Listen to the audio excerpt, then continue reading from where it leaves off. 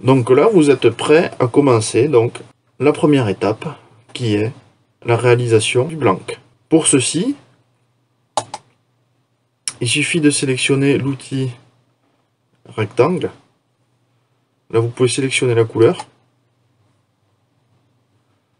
qui va apparaître ici. Et là, vous créez un rectangle de n'importe quelle taille. Donc, on a dit qu'on allait créer un blanc. Donc, on va partir sur un monobrin qui fait 2,10 m. Donc, en taille, je mets 2100 mm. En hauteur, on va prendre quelque chose de classique. On va dire aux alentours de 12,5. 12,5. Voilà. Je reprends l'outil sélectionné. Je vais régler mon blanc sur 0 ici, 0 ici, pour qu'il soit bien centré donc sur mon point de départ. Alors c'est pas obligatoire, mais c'est plus simple pour tout ce qui est mesure après. Voilà, donc vous avez quelque chose dès le départ, et là vous allez me dire, ouais, t'as un beau rectangle. Ok, là on va attaquer la deuxième chose, c'est que ce rectangle qui fait 12,5, on va le modifier. Comme vous savez, un blanc généralement c'est un cône. Donc vous avez une taille de départ, donc le butt, une taille large, et un type, donc une taille plus fine. Qu'on va se mettre au bout du type. Et là, on va resélectionner le rectangle. Je vais prendre une autre couleur. Et là, je refais un petit rectangle. Où est-ce que je vais mettre la taille du type? On va prendre un type de 1,8. Voilà. Donc la largeur du type est réglée. Et là, soit vous le mettez à la main au milieu et vous le faites à peu près, soit vous utilisez les options d'Inkscape.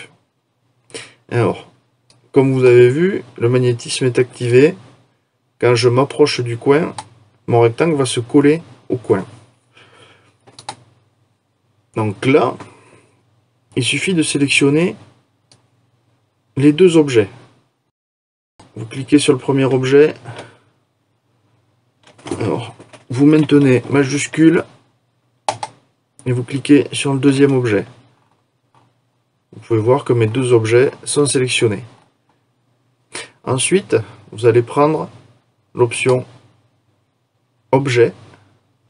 Vous allez chercher aligner et distribuer. Vous cliquez dessus et là vous avez plusieurs options. Vous avez celui-ci, centré selon un axe horizontal. On clique. Donc mes deux objets, grâce à cette option, se sont alignés. Maintenant, je vais modifier le rectangle correspondant au blanc pour créer un type de cette taille. Donc, on désélectionne l'ensemble, on sélectionne le rectangle du blanc, on clique donc sur le bouton d'édition des nœuds et des poignées, et on va sélectionner convertir les objets sélectionnés en chemin. Quand je vais cliquer dessus, vous allez voir qu'ici, il va y avoir un changement. Voilà. Quand le changement est effectué, c'est que l'option est bien prise en compte. Alors, on va zoomer un petit peu pour se retrouver pile en face. Et vous allez prendre le coin du blanc et l'amener gentiment sur votre mesure du type. Faites ça des deux côtés. Hop. Et vous voyez que le blanc, le bout du blanc, est à la même hauteur que votre mesure de type. vous reprenez l'outil de sélection, vous cliquez donc sur la mesure de type et vous la supprimez à l'aide du bouton supprime de votre clavier. Vous pouvez voir que vous avez actuellement un cône. Alors, sur un monobrin, c'est relativement simple parce que tous les constructeurs vous donnent le butt et le type. Sur les multibrins, ça va être un poil plus compliqué car vous n'allez pas avoir généralement les tailles intermédiaires. Donc soit vous prenez le butt et le type et vous ferez juste une séparation pour voir où sont les brins, ou alors vous le mesurez manuellement si vous avez le blanc sous la main.